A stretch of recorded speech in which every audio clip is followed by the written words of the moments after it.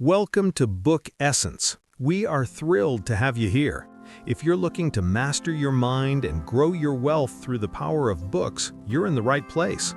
Before we dive into today's life-changing summary, please take a quick second to subscribe and hit the bell icon. This way, you'll never miss your weekly dose of knowledge in minutes. Also, if you find this helpful, give us a like. It really helps the channel grow. Today, we are exploring a modern masterpiece, The Psychology of Money by Morgan Housel. Most people think finance is all about math, charts, and formulas, but Housel argues that doing well with money has very little to do with how smart you are and a lot to do with how you behave. So, sit back, relax, and let's get into the essence of wealth. Lesson 1. No one's crazy. Let's start with a radical idea. No one is crazy.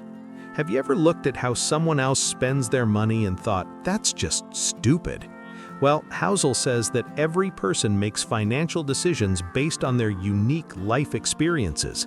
Someone who grew up during a massive economic depression sees risk very differently than someone who grew up during a tech boom. We aren't all playing the same game. Your personal history with money makes up maybe 0.00001% of what's happened in the world, but it represents about 80% of how you think the world works. So, the first step to financial wisdom is understanding that your logic is built on your own past. Stop judging others and start questioning the biases in your own head. Lesson 2. The role of luck and risk. Housel uses a great example here, Bill Gates. We all know he's a genius, but did you know he was one of the few students in the entire world who had access to a computer in 1968? That was pure luck. Luck and risk are siblings. They both mean that there are forces in the world moving the needle of your life that have nothing to do with your individual effort. When you succeed, don't assume you're a genius. When you fail, don't assume you're a loser. The world is too complex for 100% of your actions to dictate 100% of your results. Focus on what you can control and respect the role of the unknown. Lesson 3.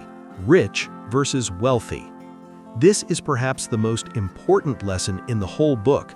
There is a massive difference between being rich and being wealthy. Being rich is about current income. It's what you see, the flashy car, the designer clothes, the big house. It's easy to spot. But wealth is what you don't see. Wealth is the money that hasn't been spent yet. It's the cars not purchased, the diamonds not bought. Wealth provides you with options and flexibility. Housel says, spending money to show people how much money you have is the fastest way to have less money. If you want to be truly wealthy, you have to suppress your ego and realize that true financial power is the freedom to choose what to do with your time. Lesson 5. The magic of compounding. Let's talk about Warren Buffett. He's the richest investor of all time, right? But his secret isn't just his picking skills, it's his patience. Buffett started investing when he was 10 years old. Over 90% of his net worth came after his 65th birthday. Think of money like a snowball.